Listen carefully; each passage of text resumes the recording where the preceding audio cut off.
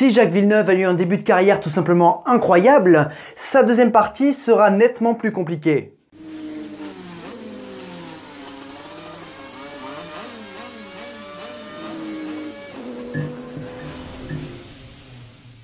Vainqueur de l'Indy 500 en 95, vainqueur également de l'IndyCar la même année, puis Jacques a débarqué en Formule 1 en 96 et en 2 saisons a remporté 11 victoires, ainsi que le titre de champion du monde 1997. Mais en 98, Williams se rate avec les nouvelles réglementations et jamais plus Villeneuve ne se battra devant. Un choc, un déclin qui soulèvera beaucoup de questions. Nous nous en sommes arrêtés fin 1998 lorsque Craig Pollock, son manager et ami, crée une toute nouvelle équipe pour le pilote canadien. Barr. Bienvenue dans ce troisième et dernier épisode de ce triptyque sur Jacques Villeneuve.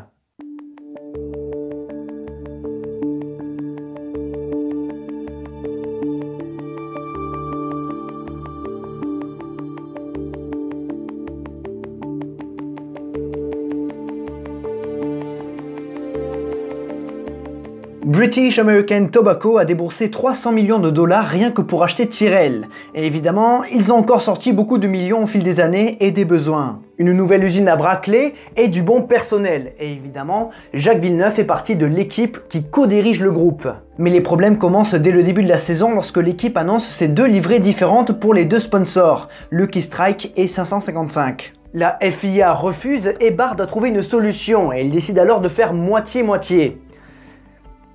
C'était plutôt moche. Et on ne va pas se le cacher, la barre équipée de peu efficaces au moteur Supertech déçoit. Si la voiture se montre parfois rapide, la fiabilité est tout simplement affreuse. Jacques abandonne 13 fois en 16 courses. Mais pour parler du positif, il se qualifie 5e à Imola et en Espagne, et il est longtemps 3e de la course mais a dû abandonner. Mais Jacques nous offre une image forte en 99 avec un terrible accident dans l'eau rouge. En 98, Jacques avait déjà subi un grave accident avec sa Williams, mais en soi, il avait un petit peu cherché. En pneus usés et avec le plein d'essence, ça peut pas vraiment passer à fond. Ouais, il avait le pied lourd, hein, Jacques. Et rebelote de nouveau en qualification en 99, où il a de nouveau tenté de passer à fond. Et ça n'est pas passé. S'il est indemne, Jacques est quand même bien secoué. À l'époque, il y avait encore le mulet.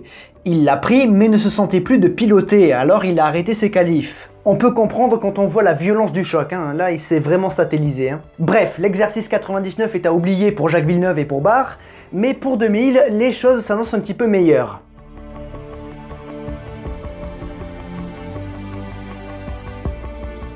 Adieu le moteur Renault rebadgé Supertech et bonjour le moteur Honda plus puissant et surtout plus fiable. Et enfin, le compteur de points se débloque pour Villeneuve qui va montrer tout au long de la saison 2000 qu'il sait encore piloter.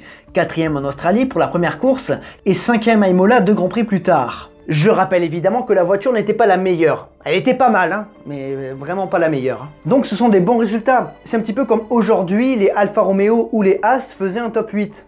Ou un top 6 dans un bon week-end quoi. Donc c'est pas mal. Puis Jacques n'a pas perdu son panache, notamment chez lui à Montréal, où il fait un départ tout simplement magnifique.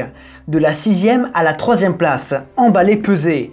Malheureusement, sa course s'arrêtera par un accident sous la pluie. Mais bon, il se rattrape en France et en Autriche avec 2 nouvelles 4e places. Et rebelote aux États-Unis à Indianapolis où il termine de nouveau au pied du podium malgré un tête à queue. Mais 4e pour son retour dans l'Indiana, c'est beau. Au final, Villeneuve termine 7e du championnat à 1 point de la 6e place. Et s'il n'a pas fait le moindre podium dans cette saison 2000, Jacques a animé le milieu de grille et a montré son talent durant toute l'année. Mais on reste loin de ce que veut Villeneuve et malgré 3 saisons plutôt compliquées, Jacques reste malgré tout une pièce très importante dans le marché des transferts. Durant la saison 2000, on parle du Canadien chez Ferrari, McLaren ou même Benetton. Mais malgré une possible année sabbatique en 2001, il re-signe chez Barr. Jacques est rejoint par Olivier Panis en 2001 et l'entente entre les deux pilotes sera bonne. Jacques, animé par de bons résultats en 2000, a pour ambition en 2001 de retrouver la victoire et de terminer 3e du championnat. En soi, ça peut paraître ambitieux, mais après une bonne saison 2000, on se dit qu'avec un bon développement et une bonne voiture, ça reste malgré tout raisonnable. La saison commence en Australie et Villeneuve chasse la Williams de Ralf Schumacher, ce qui est encourageant, mais on n'a pas le temps d'en profiter car au 5e tour, Jacques manque son freinage et est victime d'un terrible accident. Si les deux pilotes sont indemnes, un commissaire, Graham Beveridge, est tué par un débris. Ouais, triste début, mais concernant la suite, est-ce que ces objectifs sont réalisables? Eh bien, Pas vraiment, hein. La barre ne progresse que très peu, si ce n'est l'inverse. Malgré tout, Jacques navigue 4ème du Grand Prix d'Espagne et profite de l'abandon de Mika Häkkinen dans le dernier tour pour retrouver le podium, 3 ans après son dernier en 98.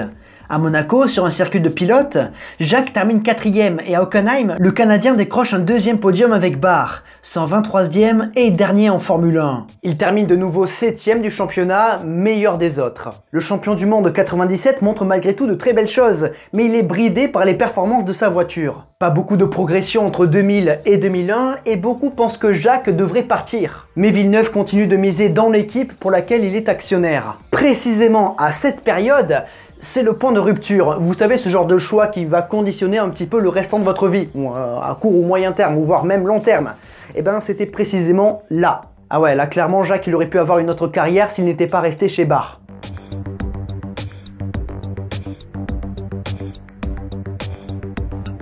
Durant l'intersaison 2001-2002, Craig Pollock est limogé par Barr. Le soutien principal de Jacques dans son équipe s'en va alors, et c'est David Richards qui prend sa place.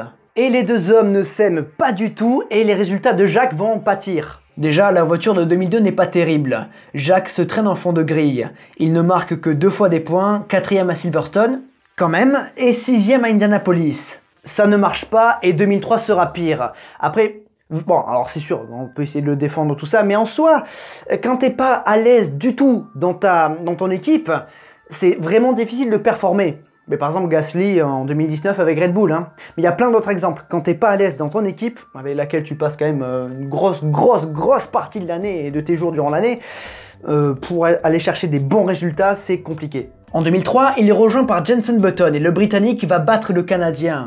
Button termine 9ème du championnat avec 17 points, Villeneuve 16ème avec 6 points. Un désastre, il est même remercié pour le dernier Grand Prix de la saison au Japon. Barr et surtout Honda voulaient placer Takuma Sato, et au final, Jacques se retrouve sans volant en 2004. En 2 ans, tout a basculé. Que va faire Villeneuve en 2004? Des rumeurs le renvoient chez Williams à la place de Ralf Schumacher, mais rien n'aboutit. Il pense alors au NASCAR, mais ce sera pour un petit peu plus tard. C'est donc une année sabbatique pour Villeneuve en 2004 qui prépare son retour en 2005. Après une visite chez Sauber, il signe avec les Suisses pour 2 saisons. Mais au final, 2004 n'est pas complètement une année sabbatique pour Villeneuve.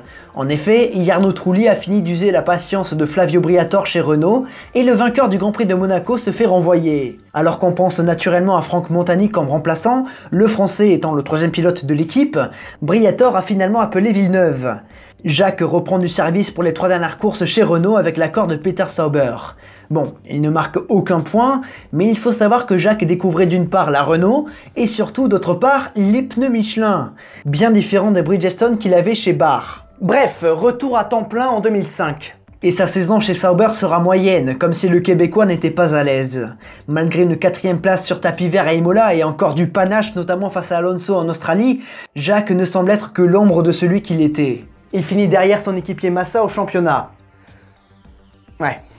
Durant la saison 2005, Peter Sauber a vendu son équipe à BMW et le nouveau boss Mario Theissen souhaite se débarrasser de Villeneuve. Sympa. Mais Villeneuve a un contrat pour 2006 et il fait valoir ses droits. Il a raison. Il reste alors dans une équipe qui, de nouveau, ne veut pas de lui. C'est peut-être un petit peu le prix à payer quand on est un pilote qui se différencie un petit peu des autres, avec une âme un petit peu de rebelle. Jacques Villeneuve se bat avec sa voiture, mais marque malgré tout quelques points. Heidfeld est devant lui et le Canadien sent la pression de Robert Kubica, le rapide 3e pilote de l'équipe.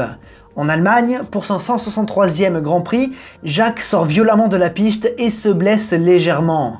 Il ne le sait pas encore, mais c'était son dernier Grand Prix de Formule 1. En effet, Mario Theissen se sert de ce prétexte pour virer le Canadien et mettre Kubica à sa place. C'est ainsi que se termine la carrière de Jacques Villeneuve en Formule 1.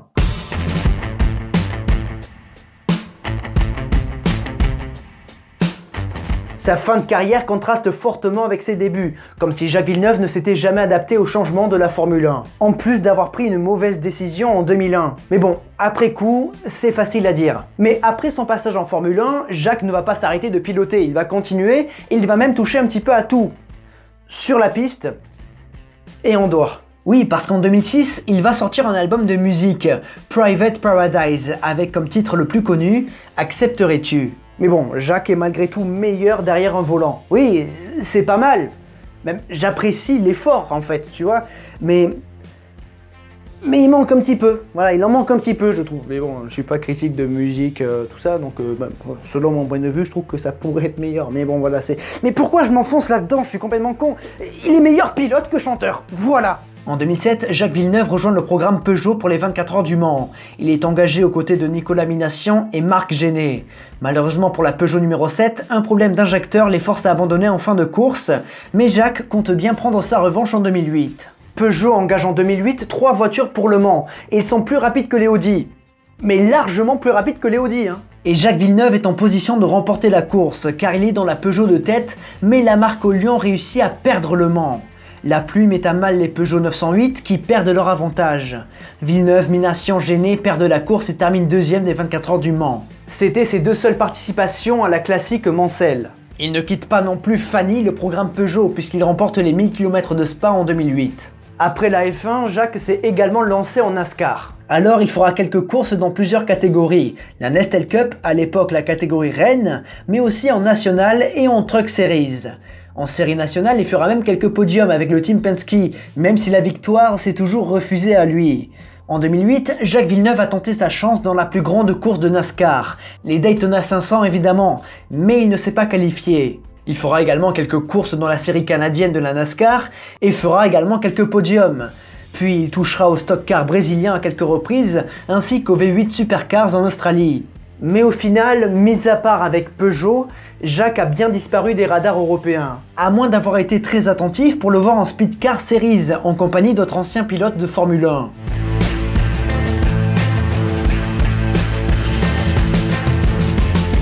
En 2010, Jacques Villeneuve est prêt à faire un retour en Formule 1 avec Stéphane GP, une des pires équipes qui en fait n'a jamais vu le jour. J'en ai d'ailleurs parlé dans une vidéo, hein. Si jamais je mets une fiche quelque part ou alors un lien en description, voilà, vous allez pouvoir la trouver. Cette équipe était en fait prête à suppléer à une des 3 équipes qui étaient nouvelles sur la grille en 2010, hein, donc Lotus, Virgin et HRT. Mais en fait, ça s'est pas bien passé avec Eccleston et tout ça, mais bon voilà, c'est une histoire un petit peu folle, mais voilà, du coup, pas de retour pour Jacques Villeneuve en 2010. Puis Jacques a essayé de créer sa propre équipe pour 2011, mais ça n'aboutira pas. Mais Villeneuve continue de découvrir d'autres disciplines comme le trophée Andros. Mais sa période de touche-à-tout va se calmer en 2013 lorsqu'il rejoint l'équipe de Canal+ en tant que consultant. Jacques Villeneuve se retrouve à commenter les Grands Prix sur Canal+ avec Julien Febvreau, un retour à la surface pour ceux qui l'ont perdu de vue en 2006. Remarque, ce n'est pas sa première fois en tant que commentateur, puisqu'il était dans Cars 2. Mais bref, depuis 2013, Jacques Villeneuve et Julien Febvreau forment un duo très complice en antenne. Et le champion du monde 97 fait régulièrement réagir par ses quelques bourdes, son humour, mais surtout par son franc-parler et son tranchant au micro. Une des raisons de pourquoi beaucoup de gens ont du mal avec lui. Après bon, il ne faut pas tout prendre au premier degré, hein, parce que Jacques n'est pas toujours sérieux.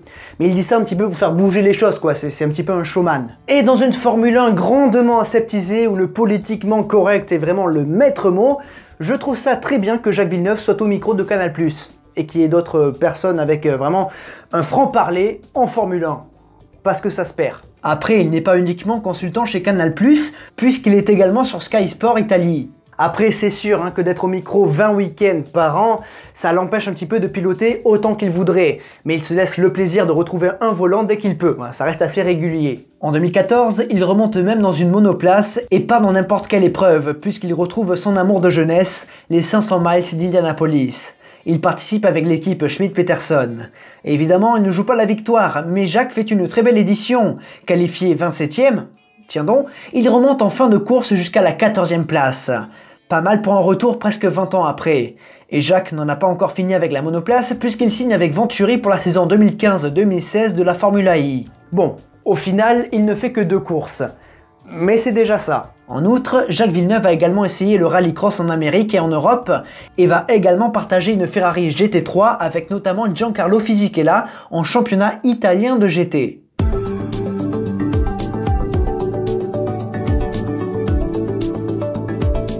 2019 est une année importante dans la vie de Jacques Villeneuve. D'une part car il retrouve la NASCAR en Williams Euro Series, la série européenne, et Jacques n'est pas un pilote fini puisqu'il renoue rapidement avec le podium. Et en 2021, 13 ans après sa dernière victoire lors des 1000 km de Spa et 24 ans après sa dernière victoire individuelle, Jacques Villeneuve retrouve le sommet du podium lors des 2 manches de Vallelunga. Il aura fallu attendre, mais ça y est, Puis en 2022, Jacques Villeneuve a pris sa revanche à Daytona avec une deuxième tentative. Et cette fois, il parvient à se qualifier et termine 22e. Pas mal, mais revenons à 2019. La deuxième raison pour laquelle 2019 est une année importante dans la vie de Jacques Villeneuve, c'est la création de Feed Racing avec Patrick Lemarrier. Un volant qui offre à son vainqueur une place en F4 dans une bonne équipe.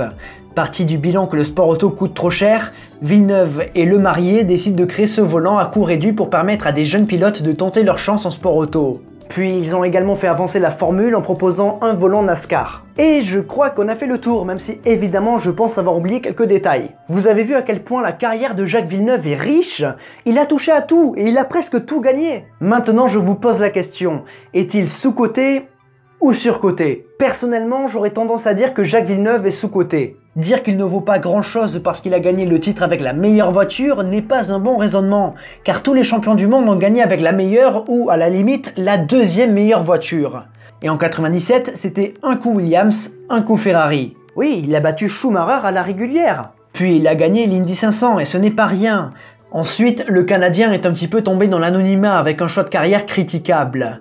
Mais un petit peu comme Jean Alesi, il a suivi ses envies avec son manager et ami Craig Pollock. Et un petit peu comme Jean Alesi, en deuxième partie de carrière, le talent de Jacques Villeneuve ne se reflétait pas forcément dans ses résultats. Il faisait preuve d'audace et avait toujours sa rapidité dans une voiture qui ne suivait pas. Et je pense avoir une explication de pourquoi Jacques Villeneuve avait plus de mal dans les années 2000. Eh bien, le style de pilotage de Jacques est beaucoup tourné sur l'attaque, et les voitures ont beaucoup évolué entre ses débuts en F1 et sa fin. Et oui, on est juste après la mort d'Ayrton Senna, et jamais dans l'histoire de la F1 la catégorie n'a évolué aussi vite. Je pense que s'il était arrivé genre 5 ans avant, les choses auraient pu être différentes, parce que le style des voitures aurait été plus proche de son style de pilotage, justement. Mais bon, c'est comme ça. Mesdames et messieurs, on arrive au bout de ce triptyque sur Jacques Villeneuve. J'espère vraiment que ça vous aura plu. Voilà, encore une fois, on a mis les triptyques. Du coup, j'ai mis les triptyques le lundi soir. Enfin, le lundi à l'heure habituelle, mais le lundi, quoi.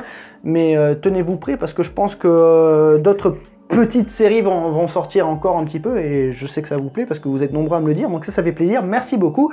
Donc ben voilà, soyez prêts à kiffer, j'espère. Mais bon, si jamais vous avez kiffé dans ce triptyque et dans cette vidéo, vous savez quoi faire pour le montrer, hein, 5 gestes importants. Sur le côté gauche de l'écran, les logos des réseaux sociaux, Instagram, Discord, Twitch et la piste, et je crois que j'ai tout dit, non, Facebook aussi, pardon, tous les liens en description si vous n'en avez pas assez de moi, si vous en voulez un petit peu plus. Voilà, vous avez tout ça à votre disposition, donc allez-y, mais allez-y, oh, je vais pas la faire. Surtout, n'oubliez jamais, le plus important, c'est de continuer d'aimer le sport auto, continuer d'aimer Jacques Villeneuve. À la prochaine. Ah, Jacques, putain. Concernant son tranchant, en fait, au micro Canal+, vraiment, j'aime bien, hein, ça fait, même, voilà, de ce qu'a dit Olivier Panis, en fait, dans son interview Beyond the Grid, Olivier Panis, qui a une très bonne relation avec Jacques Villeneuve, eh bien, il a dit que, justement, il dit des trucs, mais en fait, il les pense pas vraiment, mais c'est juste pour faire réagir, quoi. Et ça, j'aime bien, en fait. J'aime bien, c'est un franc-parler qui manque, je pense, à la Formule 1 actuelle. Sinon, je pense que ce serait un petit peu différent et peut-être un petit peu plus authentique, mais ça, c'est encore un autre débat, et j'ai pas envie de prendre mon air condescendant pour dire à quel point je pense que la Formule 1 commence à perdre certains trucs qui ont fait sa renommée, mais voilà, ça, c'est encore un autre débat, mais je commence à y aller progressivement, donc il faut juste que j'arrête de parler. Des bisous!